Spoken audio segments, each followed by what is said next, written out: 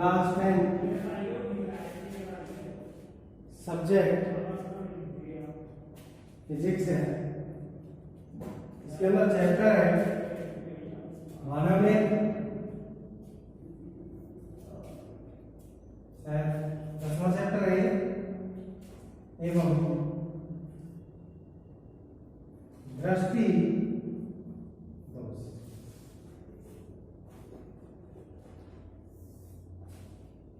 मानव नेत्र एवं दृष्टि दोष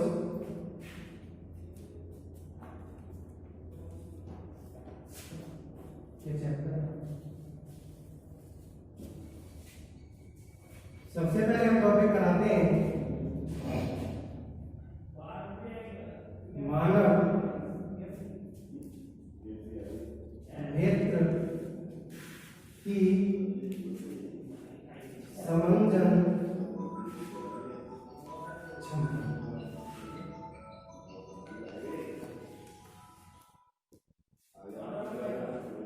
या नेत्र की समंजन क्षमता। समंजन क्षमता के बारे में ये समझेंगे कि मान के चलो ये डस्टर है, मेरी आंखों से जो नेत्र है, मेरे नेत्र का जो लेंस है वो उत्तल लेंस होता है, याद रखें। कुछ दूरी पर रखा है, मैं इसकी तरफ देख रहा हूँ, तुरंत मैं एक की तरफ देखने लग गया, उसके बाद मैं ब्रेंच में लास्ट पर जो बच्चा बैठा था उसकी तरफ देखने लग गया, इसके बाद मैं बाहर ग्राउंड की तरफ देखने लग गया।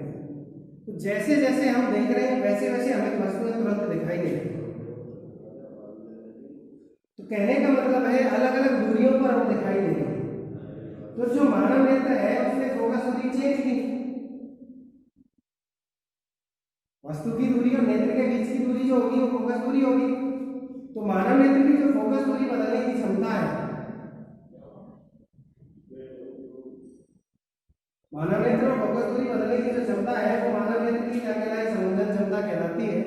तो परिभाषा होगी मानव नेत्र के द्वारा फोकस दूरी बदलने की क्षमता। याद रखें फोकस दूरी नेत्र चेंज करता है, क्योंकि नेत्र है उत्तल लेंस। ये ना समझे कि फोकस दूरी का मतलब नेत्र से लेकर के जहां वस्तु है वहां तक की दूरी फोकस दूरी होगी। तो नेत्र लेंस से लेकर के जहां वस्तु देख रहे हैं वो तो वस्तु की दूरी हुई, जिसे यू से रिप्रेजेंट किया जाता है। फोकस दूरी का रिलेशन होता है केवल लेंस से। तो मानव नेत्र ही फोकस दूरी बदल रहा है। तो मानव नेत्र के द्वारा फोकस दूरी बदलने की जो क्षमता है उसे ही नेत्र की समंजन क्षमता।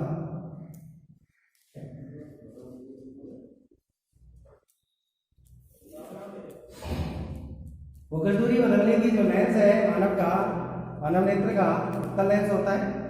नेत्र लेंस के द्वारा फोकस दूरी बदलने की जो क्षमता है उसे ही नेत्र की समंजन क्षमता कहते हैं। तो ये तो मानव नेत्र की समंजन क्षमता की परिभाषा हो गई।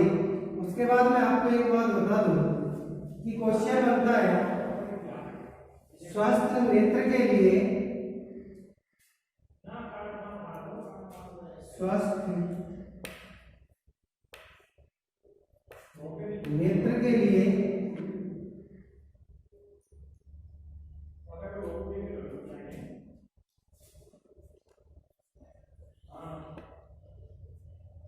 निकट बिंदु कहाँ होता है?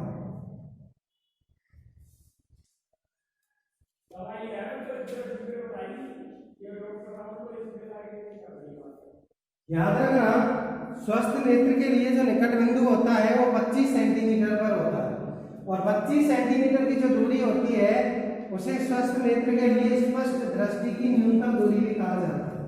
तो स्वस्थ नेत्र के लिए निकट बिंदु होता है 25 सेंटीमीटर पर, या फिर इसको ऐसे भी कह सकते हैं स्पष्ट दृष्टि की, मानव नेत्र के लिए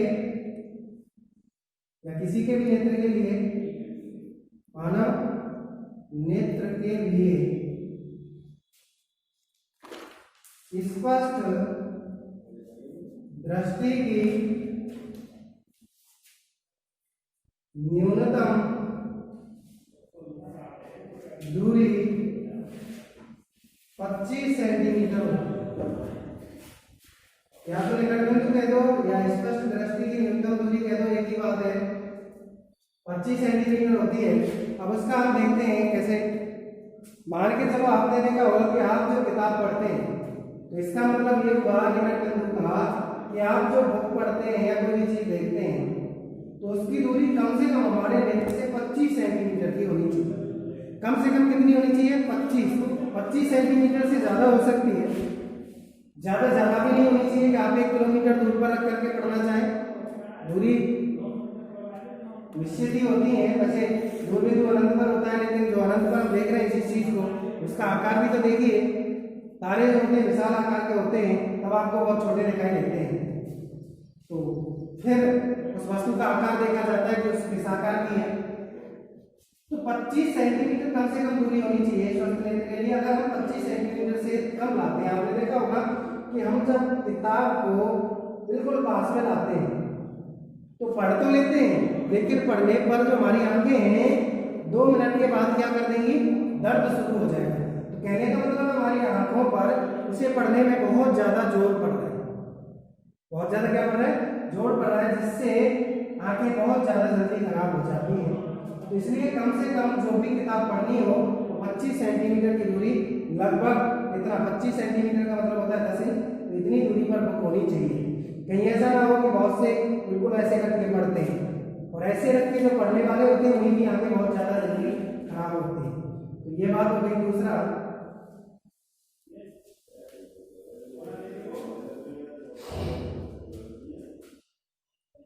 स्वस्थ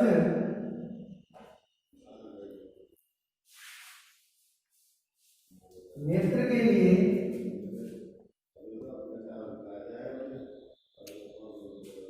दूर बिंदु, पहले निकट बिंदु था, अब दूर बिंदु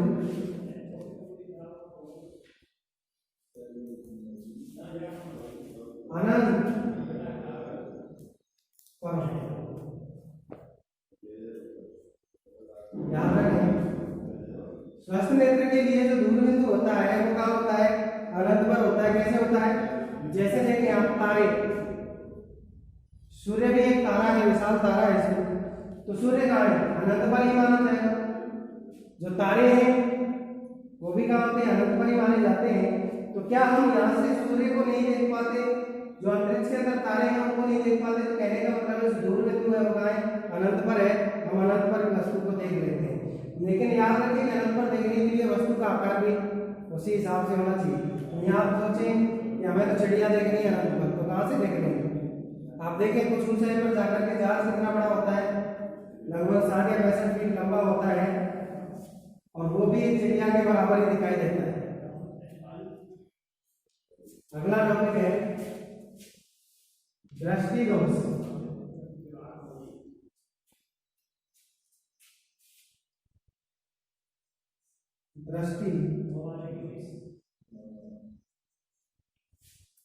दृष्टि दोष जो होते हैं मानव नेत्र में, दृष्टि दोष 4 प्रकार के पाए जाते हैं। एक निकट दृष्टि दोष होता है, दूसरा दूर दृष्टि दोष होता है, एक जरा दृष्टि दोष होता है, एक अबिंदुकता दोष होता है। 4 प्रकार के दोष होते हैं। तो पहला है निकट दृष्टि दोष।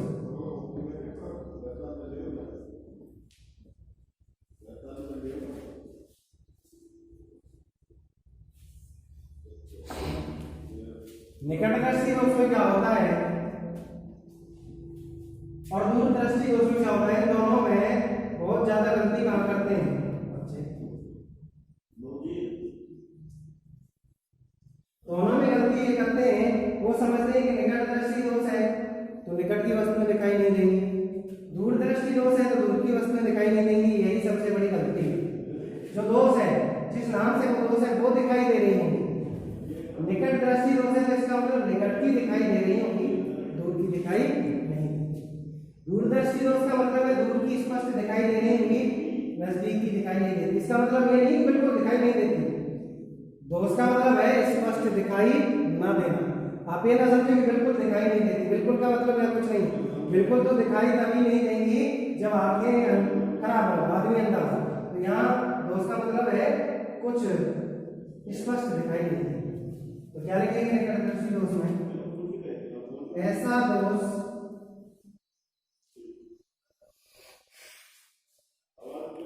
जिसमें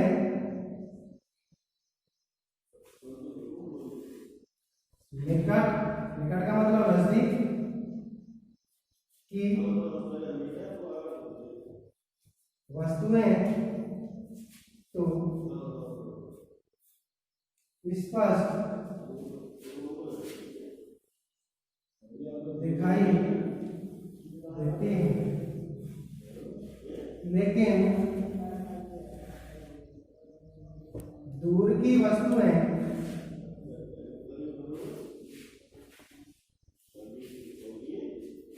स्पष्ट दिखाई नहीं देती है।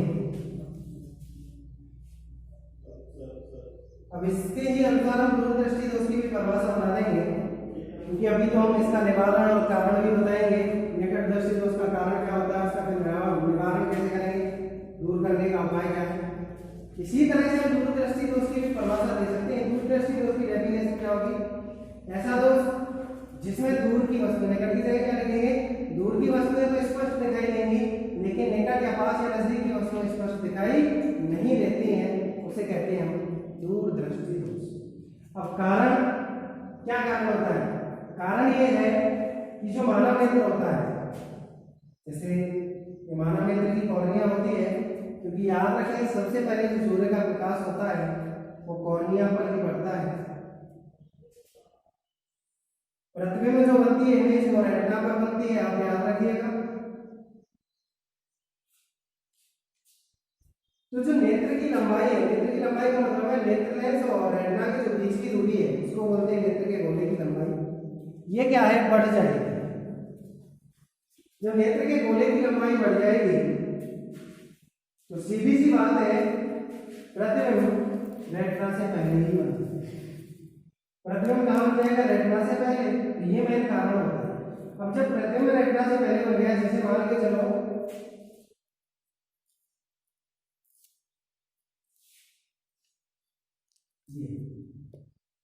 कहीं से सूर्य का प्रकाश आ रहा है या कोई भी प्रकाश आ रहा है, किसी सोर्स से, किसी भी स्रोत से प्रकाश आ रहा है, और वो प्रकाश हमारे नेत्र से, मानव नेत्र कैसा है? उत्तर लेंस, उत्तर लेंस के द्वारा अपवर्तन होगा, याद रखें लेंस अपवर्तन करता है, तो प्रकाश की किरणों को अपवर्तित किया और प्रकाश की किरण रेटिना से पहले ही एक बिंदु पर मिली।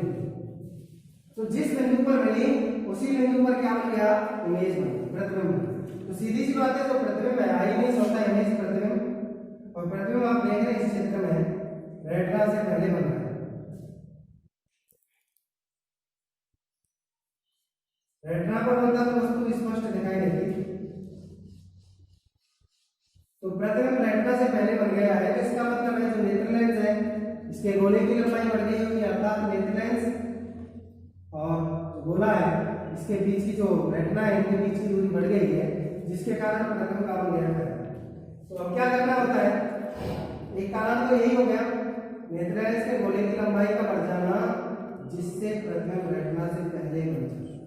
पहला निवारण, इसको दूर कैसे करते हैं?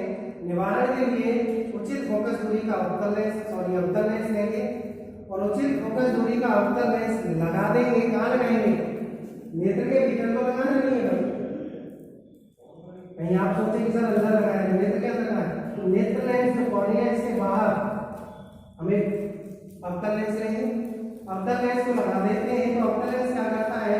प्रकाश की जो किरणें हैं जो हमारे रेटिना से पहले प्रतिबिंबित हो रही है, रेटिना से पहले मिली है, उनको क्या करेगा? रेटिना पर मिलाएगा। तो जो प्रतिबिंब है उनको क्या बना देगा? रेटिना पर बना देगा। तो ये हमारा निवारण होता है। तो हम निवारण और कारण दोनों लेंसों की कल बताएंगे, आपसे परिभाषा है समझे।